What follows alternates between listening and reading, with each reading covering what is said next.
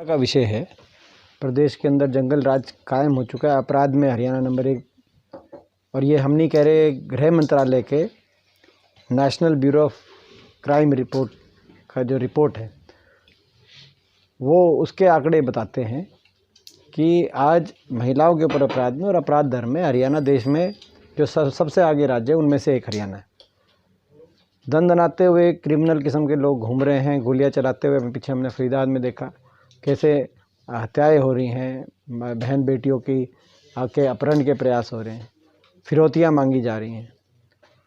उसी हमारे इलाके के अंदर जो हमारे पूर्व चेयरमैन और एक सबसे वरिष्ठ पार्षदों में से एक बहादुरगढ़ में रवि खत्री जी को जिस तरीके का ये कॉल आई है, ये एक बहुत ही मैं समझता हूँ इसे सरकार का जंगल राज का एक जीता जाता उदाहरण है।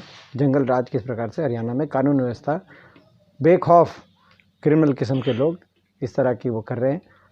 हमने प्रशासन से बात करी और हमें आश्वासन दिलवाया गया एसपी साहब द्वारा कि भाई इसको जल्द से जल्द ट्रेस करके जो भी अपराधी इसके पीछे है उसको उजागर किया जाएगा। तो हम यही चेतावनी देना चाहते हैं प्रशासन को कि इस अपने आश्वासन पे वो पूरा उतरे तुरंत।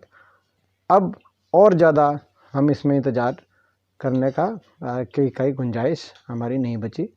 हम इसको जो है प्रशासन को आज प्रशासन हमारी बात को एक चेतावनी के रूप में ले। आज कितने 8वां दिन, आज 8वां दिन है। एक हफ्ते से ऊपर हो चुका है, 8वां दिन है। और अब हम और ज़्यादा इसमें जो है इंतज़ार और ज़्यादा नहीं कर सकते, क्योंकि आप जो है स्वयं समझ सकते हैं कितनी जो है ये कोई भी अगर किसी के पास इस तरह का फ़ोन आए तो उसका घर परिवार किस प्रकार की कितना असुरक्षित महसूस करेगा, किस प्रकार की भावनाएं। तो पहली बात तो ये।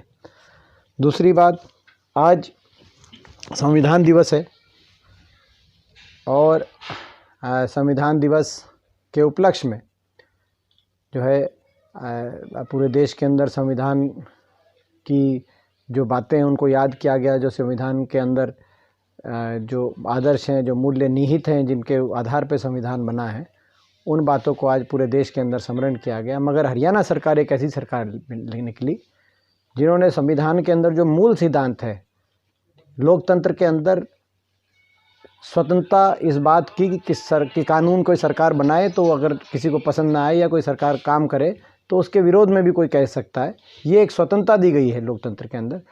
जब से देश आज़ाद हुआ है तब से रैलियां जलसे विपक्ष की पार्टियां भी करती हैं। बाकी कोई जो कोई वर्ग है वो भी अपनी बात शांतिप्रिय तरीके से रख सकता है।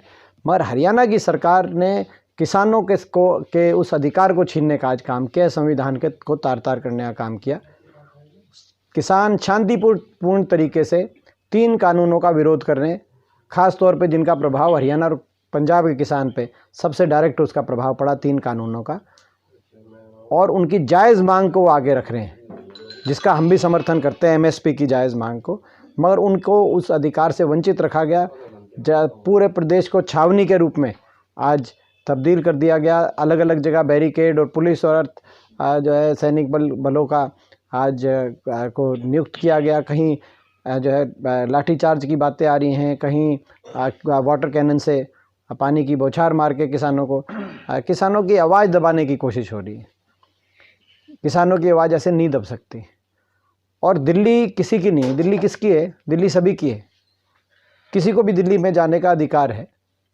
तो ये बड़े दुर्भाग्यपूर्ण आज ये बात है, इसकी हम निंदा करते हैं। और किसानों के साथ हम कंधे से कंधा मिलाकर किसानों के साथ हैं। पूरा उनकी मांगों को समर्थन है, उनकी सही मांगे हैं। सबसे पहले हमने 4थे कानून की बात रखी थी और सड़क से लेकर संसद तक इसकी लड़ाई हम लड़ेंगे। तो आज ये जो दूसरा प्रमुख विषय है वो ये।